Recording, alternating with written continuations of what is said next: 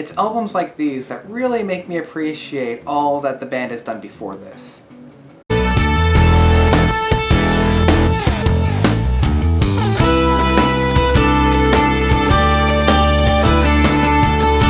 Hello, I'm Notes, and a new album has dropped from the Polish progressive rock legend band Riverside. I have loved these guys since the mid to late 2000s, especially with the one album they released, Anno Domini High Definition. I always just refer to it as ADHD because that's what I feel like when I'm listening to this album. It's just all over the place. It's got these really deep and really heavy and meaty riffs, and the atmosphere of this band is very deep. I love their use of that Hammond organ, as well as just other organs when orchestrating a lot of their songs. After I have really dived into ADHD, I went back in their discography and I really loved Rapid Eye Movement, and I especially loved the Second Life Syndrome. And then when the Shrine of the New Generation Slaves came out, it was a little different. It was a little less heavy, it was a little less brutal, but it still had that heavy overtones on a lot of their tracks that I really liked, and it still kind of had that aggressive tone that the lead singer. Now of course, because these guys are from Poland, I have a really hard time pronouncing their names. So the lead singer, Maraza Duda, I'm gonna just call him Duda. That aggression was still there. It wasn't quite as sharp, it wasn't quite as brutal, but the aggression was still there, and I still really connected to that. So what do we have on the new album from them?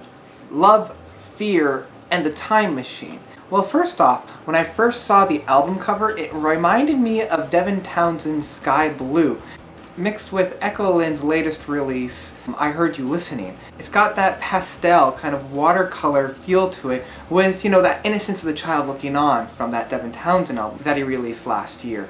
That really helped set the stage for me in terms of what was going to be found on this album. That watercolored pastel overtones of the front cover of this album really set the stage of what's to be found on here. Love, Fear, and the Time Machine is much more of a light album from Riverside.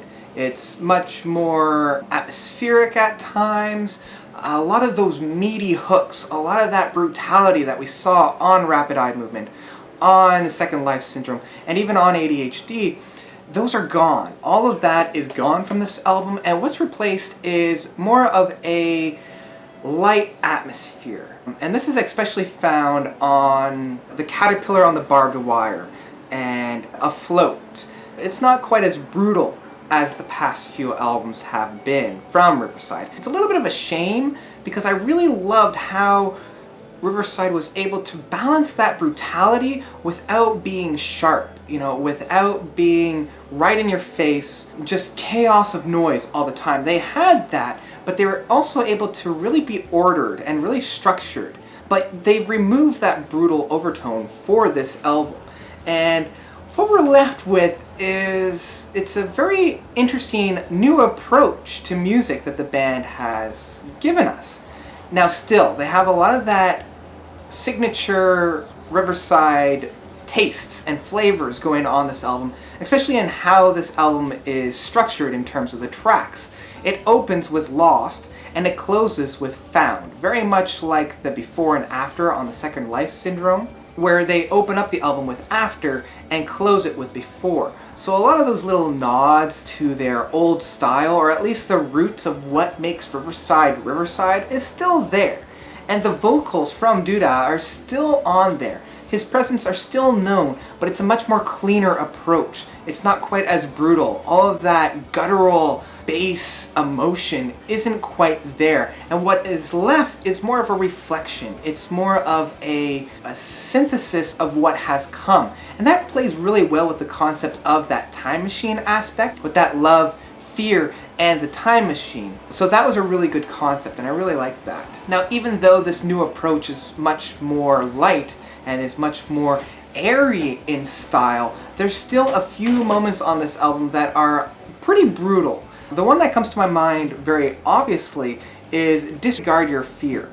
There's a few really meaty hooks on this track, especially with that organ and those chugging guitars that play really well with one another. And that's what I really like from Riverside, is that duality, that playing with one another from the organ and the guitars, those really deep guitars, you know. So I like the two when they play off one another. They never really get to that same extent as, say, Second Life Syndrome or Rapid Eye Movement or even ADHD, but it's still there.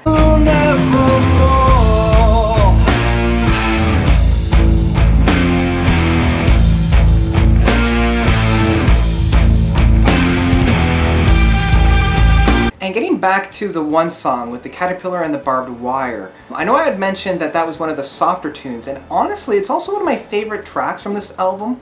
Once it enters into that almost chorus part of that song, there's this really interesting time shift and this really interesting tone shift where you've got this play of major and minor keys that I really like with this band. That part of that song, just there's something that resonates inside of me. And even though it is one of the slower tracks on the album, even though the album as a whole is quite slow, it still does a really good job of balancing that major and minor chord change that I really like. Now the bleeding won't stop, for I struggle through the barbed wire, trying not to believe that I need your love. I just really like that song, and I like that dynamics that the band was able to employ on this album.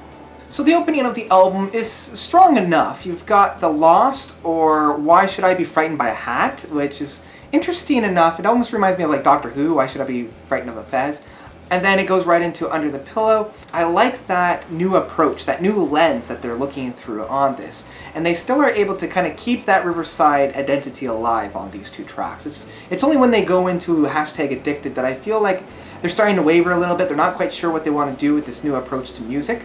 And then we get to the caterpillar and the barbed wire. And I've already talked about how I really like this interplay. This is where that new style that they've been playing around with these first couple of songs really starts to shine forth, because it really gives us this new take while still providing that signature Riverside sound with that playing of the minor and the major. So I really like how they were able to balance those guys out. And then we come into Saturate Me, which is the longest song up to that point. This is where I start to lose a little bit interest, because yes, we still have that new approach. Yeah, it's still kind of rockish, but for me, my interest of the band just starts to waver a little bit at this point. It's not quite doing it for me. But it's the two songs, the Discard Your Fear and Towards the Blue Horizon, that I really feel like this album takes on a new life. This is where it enters this new ground. And Towards the Blue Horizon almost has a Steven Wilson flavor to it while I was listening to it, especially with those deep overtones, that darker tone, that darker feel. It felt very much like it could have been on a Porcupine Tree album or one of the Steven Wilson solo projects, especially once we get into those jamming sessions. We come into the middle part of the track. We have those really deep and really chugging guitars and the organs kind of contrasted with a very high-pitched guitar. So I like the blending of those two, and it does a really good job of ushering out the album.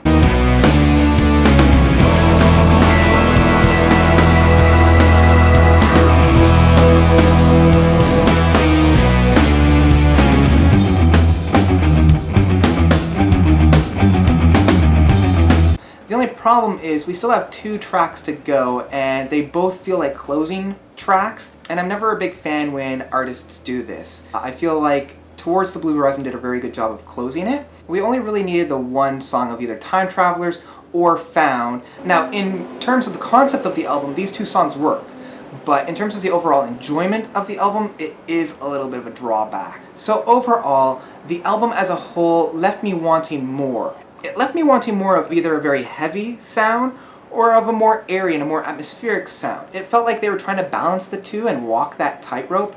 They weren't quite sure which way to lean. So in that respect, it did bring back the enjoyment. I would definitely say stream this with headphones, because you're still going to appreciate those really deep sounds from the organ and the guitar. So definitely stream this with headphones. And that's about it. Thank you guys so much for watching, and what did you guys think about this album? Let me know by commenting below. And that's it for me. Notes out.